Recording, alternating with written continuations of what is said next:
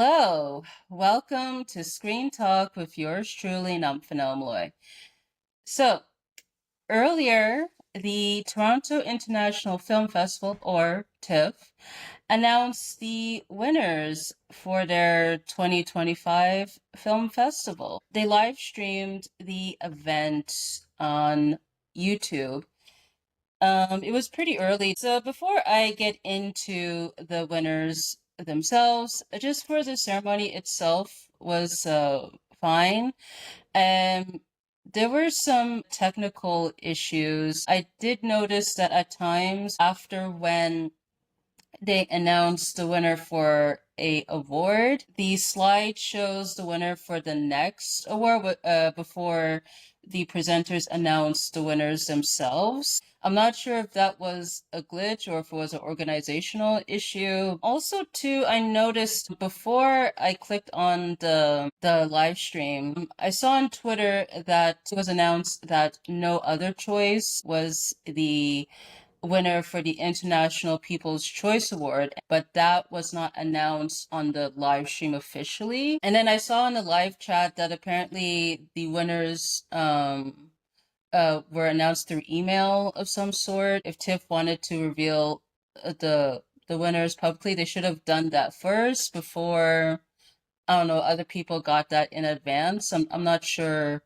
what happened there, but I had to essentially disable the live chat so that no one spoiled it for me. Once when that was announced officially, that was expected because I saw that on Twitter and other people mention it as well. So yeah, there's that. And I noticed that for some awards outside of the People's Choice Awards, they got a plaque. I'm not sure if this is a new thing or if it's something they have done before. Maybe that was for the 50th anniversary or it's been here this whole time. Who knows? But yeah, that's what I saw. So let's get on to the winners themselves. So let's talk about the People's Choice Awards because there's four categories for this. So I figured that they would have said the People's Choice winner last, but they decided to announce that first. So the winner for that is Hamnet, which is directed by Chloe Zhao. Based on what I've seen online, it seems like this was no surprise because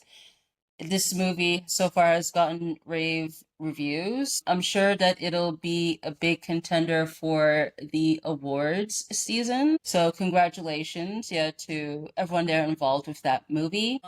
I saw during the live stream that Chloe Zhao, she was not there in person, but she left a video message. But the message was shown upside down. I'm not sure how that happened, but I had to look sideways essentially while watching her speech. It was a bit uncomfortable, but yeah, other than that, congratulations to Hamnet. So I'm looking forward to seeing that one. And the first runner-up for this category was Frankenstein, which is directed by Guillermo del Toro. So far, it seems like that movie has gotten mixed reviews. It premiered at other festivals prior to TIFF. So I'm really curious once this movie is released publicly, how the reception will be. I'm sure it'll be worthwhile, but yeah, looking forward to Frankenstein. And then the second runner-up for this category is Wake Up Dead Man, the third Knives Out movie, directed by Ryan Johnson.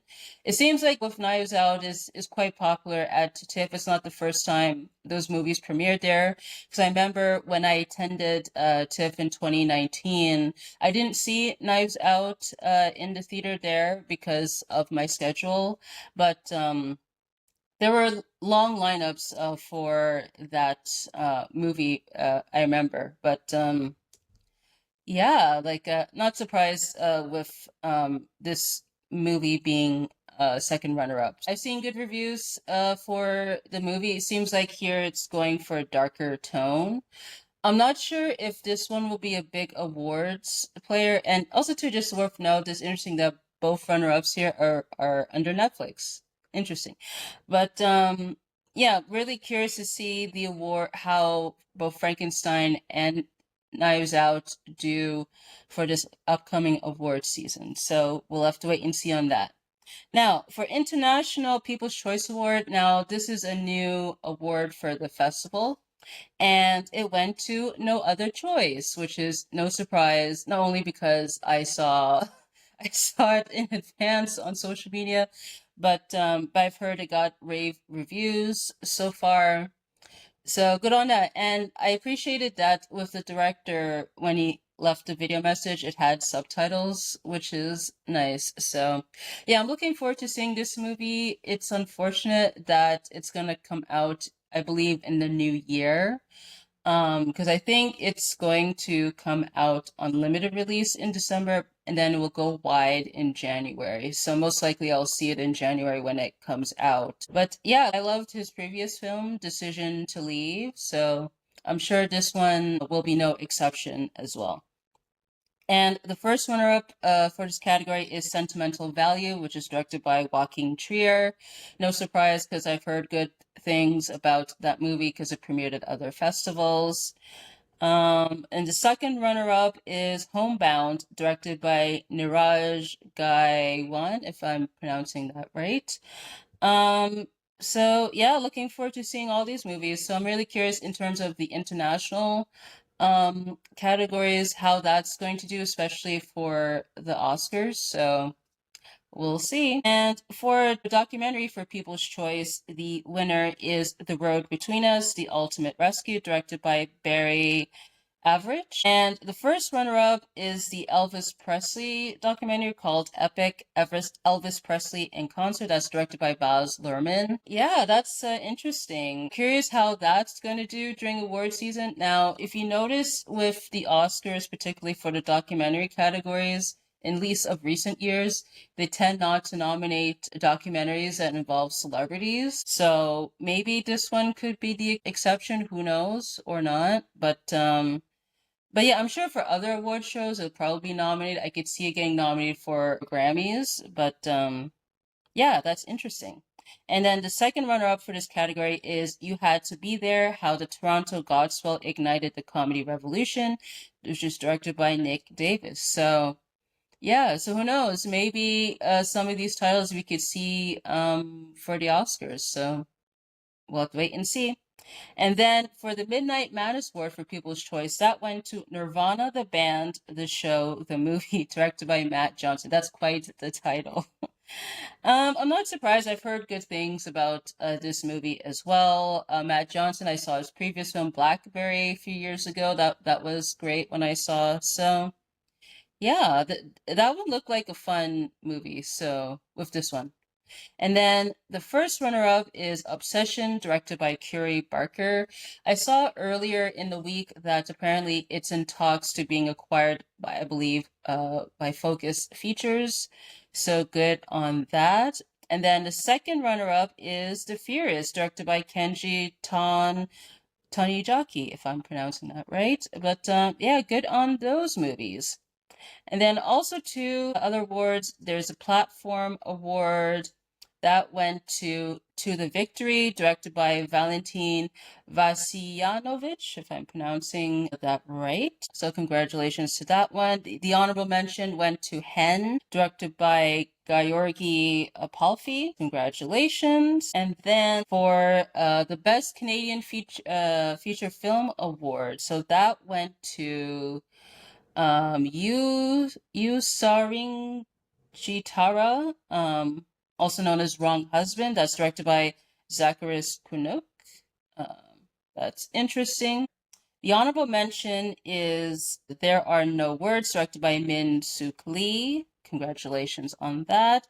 I imagine for the Canadian Screen Awards, we might see these movies pop up. So stay tuned for that one. Now, for the Best Canadian Discovery Award, this is for emerging filmmakers, whether this is their first or second feature film.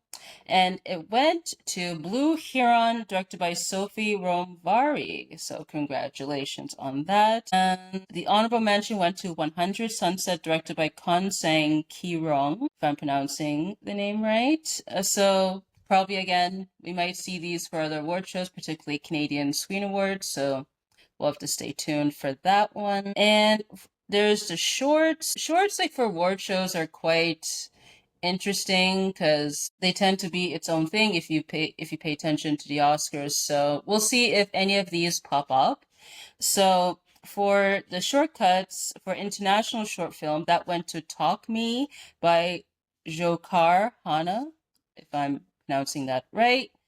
And for best Canadian short film went to The Girl Who Cried Pearls, directed by Chris Lovis and Maciek Zerbowski, if I'm pronouncing that right. And then a new award show they have, Best Animated Short Film, went to the Woods, directed by Agnes Patron. So congratulations to those films. Perhaps we could see them for the Oscars, or maybe not, because usually with shorts, it's always a wild card with those ones. And also too, there's the NetPack Award. Apparently this recognizes films from Asian and Pacific regions. So that went to In Search of the Sky, directed by Jitang Singh Gurjar, if I'm pronouncing that right. The film looked interesting based on the description that I saw. I think most of the winners here were on my TIFF watch list that I made on Buy Me a Coffee. So I'll leave a link in the description if you wanted to view that. And also to the Free Presky Prize. This one I believe is for international films. So that went to Forastera, directed by Lucia Eleanor Iglesias. So congratulations on that. And that's pretty much it for the awards. So yeah, so that's a good selection of films. And we'll see how it does for this upcoming award season. Maybe some will show up, others not so much. But yeah, good on these films. So that's pretty much it what I have for this video. Let me know if you've seen any of these films, what you think. Are there any of these ones you're looking forward to seeing? Let me know in the comment section. So if you want to support me, visit buymeacoffee.com/numphymalloy, where you could donate and also to look at exclusive posts there. I have a community page on YouTube. So if you're a subscriber, feel free to leave comments there as long as it's under community guidelines. And if you want to follow me on social media, my links are in the description. So I want to say thank you so much for tuning in, and I hope to catch you on the next one.